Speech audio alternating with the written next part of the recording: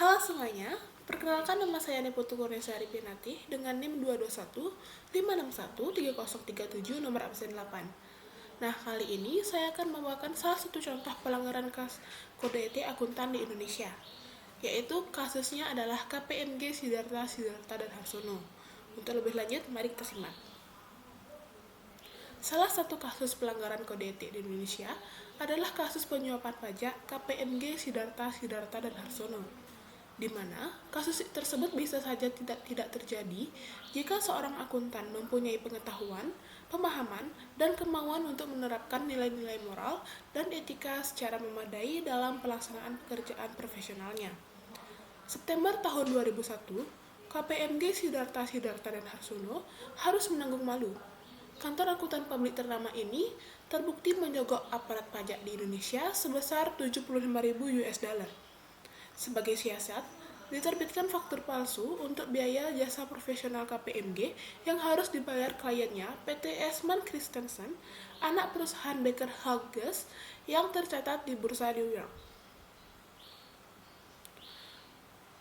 Berkat aksi sogok ini, kewajiban pajak Eastman menyusut drastis. Dari semula 3,2 juta US dollar hanya menjadi 270.000 US dollar. Namun, penasihat anti-suap Baker rupanya was-was dengan pola anak perusahaannya.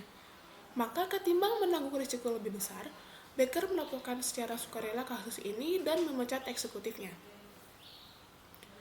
Badan Pengawas Pasar Modal AS, Securities and Exchange Commission, menjeratnya dengan Foreign Corrupt Practice, Undang-Undang Anti Korupsi buat perusahaan Amerika di luar negeri. Akibatnya, hampir saja Baker dan KPMG terseret ke pengadilan distrik Texas. Namun, karena Baker memohon ampun, kasus ini akhirnya diselesaikan di luar pengadilan. KPMG pun terselamatkan. Penggelapan pajak merupakan upaya penyeludupan pajak, suatu skema memperkecil pajak yang terutang dengan cara melanggar ketentuan perpajakan. Yang terjadi rangkaian penggelapan pajak yang dapat masuk dalam kualifikasi tindak pidana korupsi adalah dengan dilakukannya suatu tindak pidana penyuapan yang dilakukan oleh wajib pajak terhadap aparat perpajakan. Hal ini berkaitan pada saat wajib pajak menginginkan agar pajak yang dibayarkan kurang daripada yang seharusnya, yang dilaksanakan dalam bentuk kerjasama antara wajib pajak dan aparat pajak untuk membuat palsu penerbitan faktur pajak atau bukti pemotong pajak ataupun bukti pemungut pajak. Penggelapan pajak ini ada korelasinya dengan apa yang dilakukan oleh KPMG Sidarta dan Harsono, di mana KPMG menyogok aparat pajak yang ada di Indonesia untuk menerbitkan faktur pajak palsu. Hal tersebut dilakukan untuk mengurangi kewajiban pajak kliennya PT Eastman Christensen, di mana hal tersebut merupakan salah satu upaya penggelapan pajak karena uang yang seharusnya diterima negara sebesar 3,2 juta US dollar hanya menjadi sebesar 270.000 US dollar. Tindakan tersebut termasuk dalam tindak pidana korupsi.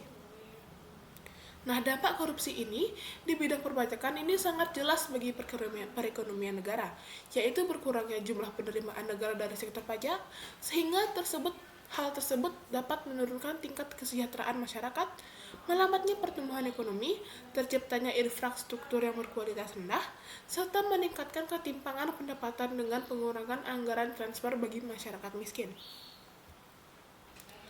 Nah, berdasarkan kasus ini, yang terjadi di dalam KPMG Sidarta dan Harsono dapat disimpulkan bahwa setelah terjadi pelanggaran prinsip kode etik profesi akuntan diantaranya, yang pertama ada tanggung jawab. Akuntan KPMG Sidarta dan Harsono terbukti menyogok aparat pajak di Indonesia sebesar 75.000 US dollar. Hal tersebut membuktikan bahwa akuntan tersebut kurang bertanggung jawab terhadap semua tugas yang dilaksanakannya. Yang kedua ada kepentingan publik. Akuntan KPMG Sidarta dan Harsono terbukti tidak bertindak secara profesional dalam melaksanakan tugasnya, di mana tidak bekerja demi kepentingan publik karena menyogok aparat pajak di Indonesia untuk menerbitkan faktur palsu yang dilakukan untuk kepentingan kliennya. Padahal akibat dari yang dilakukannya merugikan publik karena penerimaan negara akan menjadi lebih kecil dari yang seharusnya. Yang ketiga ada integritas. Dalam kasus ini, akuntan KPMG Sidarta dan Harsono tidak menjaga integritasnya karena telah melakukan penyogokan terhadap aparat pajak di Indonesia. Yang terakhir adalah objektivitas. Dalam kasus ini, akuntan KPMG memihak kepada kliennya dan melakukan kecurangan dengan menyogok aparat pajak di Indonesia. Tentu saja, laporan yang disajikan ini menjadi terkesan subjektif karena akuntan bersikap berat sebelah.